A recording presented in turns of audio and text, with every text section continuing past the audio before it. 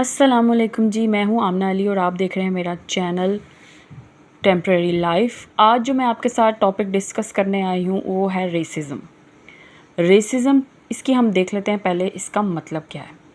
Racism is when someone believes that one race is superior और inferior to others. It is unfair and hurtful. Racism की definition जो है वो ये है कि जब कोई समझता है कि कोई ज़ात या कोई नस्ल या किसी का नस्ली पस मंज़र किसी दूसरे से या तो इन्फीरियर है या सुपीरियर है, यानी वो उससे ऊपर है या उससे कमतर है, इसको हम कहते हैं रेसिज़म।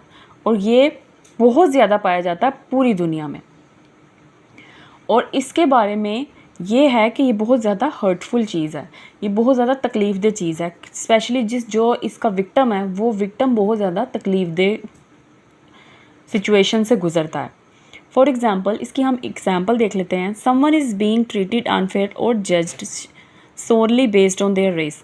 मतलब किसी की एबिलिटी नहीं देखेंगी, उसकी काबिलियत नहीं देखेंगे, उसकी इंडिविजुअलिटी नहीं देखी जाती, उसकी काबिलियत नहीं देखी जाती, नहीं देखा जाता कि उसमें कितने गुण हैं या उसकी अच्छाइयाँ हैं या कोई भी है, लेकिन उसको जज किया जाता है सिर्फ़ और सिर्फ उसकी नस्ली तासुब की वजह से, सिर्फ़ और सिर्फ कि वो किस नस्ल से ताल्लुक़ रखता है, उसकी रंगत कैसी है, उसकी जिसामत कैसी है, उसको बहुत ज़्यादा उसको शेमफुल तरीके से ट्रीट किया जाता है।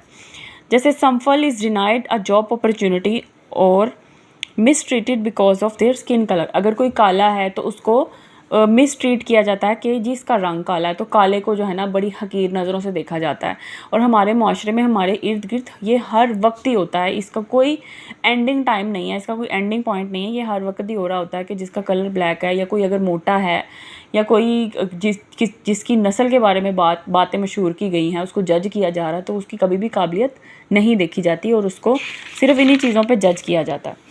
अब इसकी देखें एम्प्लॉयमेंट डिस्क्रिमिनेशन। अब डिस्क्रिमिनेशन का यही है कि फ़र्क करना कि अगर कोई बंदा जिसकी ज़ात के बारे में ये लोग ये कहते हैं कि जी ये ज़ात तो अच्छी नहीं है या ये ज़ात तो बुरी है, तो उसके बारे में ये है कि उसको वो जॉब नहीं मिलती, चाहे वो काबिल है चाहे वो काबिल नहीं है। उसको देखकर ही उसको रिजेक्ट कर दिया जाता है कि तुम्हें ये जॉब नहीं मिल सकती। और जो रखने वाले होते हैं उनके दिल में ये होता है कि वो फ़लानी नस्ल का है और वो नीच नस्ल का है तो उसको हम नहीं रखेंगे।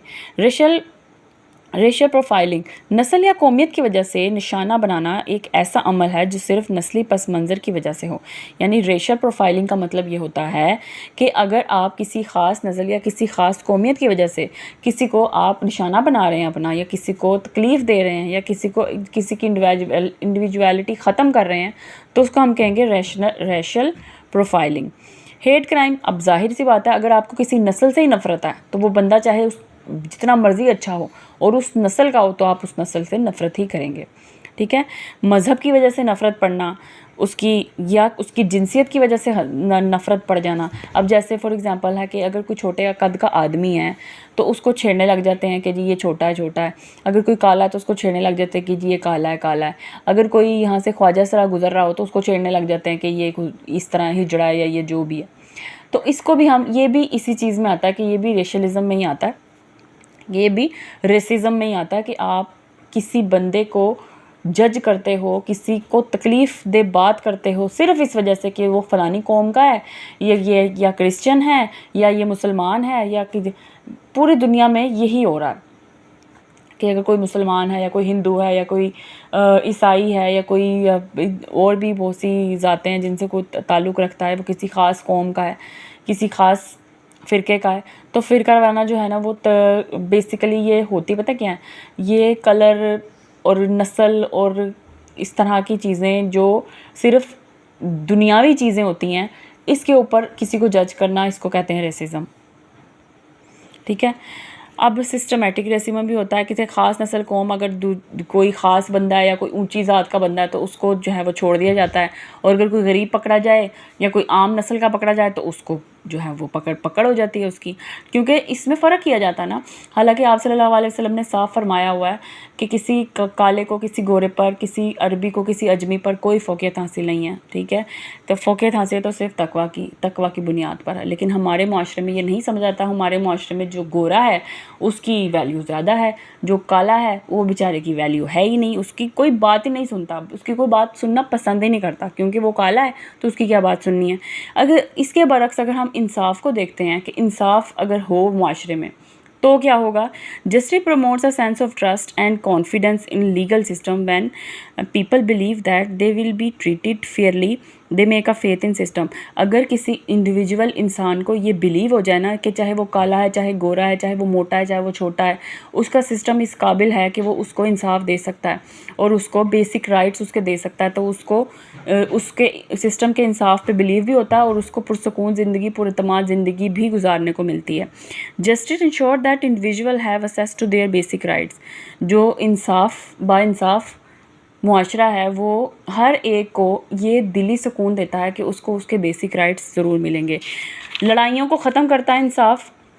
Overall justice is essential for fair and functioning society where everyone is treated equally and have equal opportunity. यानी कि अगर मुआशरे में इंसाफ है तो हमारी ज़िंदगियाँ आसान हैं, लोगों की ज़िंदगियाँ आसान हैं, चाहे वो गरीब है, चाहे वो अमीर है, चाहे वो किसी भी नस्ल से ताल्लुक़ रखता है, चाहे वो जिस तरह की मर्ज़ी जिसामत रखता है, जिस तरह का मर्ज़ी रंग रखता है, अगर उसके मुआशरे में इंसाफ है जहाँ वो रहता है तो उसकी ज़िंदगी आसान है, ठीक है। अच्छा, एक जो रेसिज़म की एक एग्ज़ाम्पल मुझे याद आ गई है, जो हमारी जो पंजाब बोर्ड की 10th क्लास की एक पोएम है दिरेन में भी यही कॉन्सेप्ट बताया गया है कि जब बारिश आती है ना तो वो पेड़ों के जो पत्ते होते हैं ना, शुरू के जो ऊपर के पेड़ के बड़े बड़े पत्ते होते हैं उसके ऊपर पहले रेन गिरती है, बारिश आती है, और फिर वहाँ से होती हुई आस्ता आस्ता नीचे वाले पर जो पत्ते होते हैं छोटे छोटे उनके ऊपर गिरती है। वो पहले ऊपर वाले पत्तों से, और जो बचा कुची रेन होती है, जो बचा कुचा पानी होता है वो इस पे गिरता है निचले उसके ऊपर, पत्तों के ऊपर। तो ये दी रेन में भी यही कॉन्सेप्ट है कि वो शायर ये बता रहा होता है कि मेरी दुआ है कि एक दिन जो है ना ये बारिश जो है वो डायरेक्ट सारे दरख्त पे पड़ेगी और आहिस्ता आहिस्ता जो है ना ज़िंदगी में, मुआशरे में, दुनिया में इक्वालिटी आ जाएगी। हमारे इस्लाम ने तो वैसे ही बहुत ज़्यादा ज़ोर दिया है इंसाफ पे और इक्वालिटी पे। तो अगर आपको मेरी बात अच्छी लगी है या मेरी वीडियो पसंद आई है तो मेरी वीडियो को शेयर करें, लाइक करें, कमेंट करें। थैंक यू सो मच, और चैनल को सब्सक्राइब कर दीजिएगा। बहुत मेहरबानी। अल्लाह हाफ़िज़।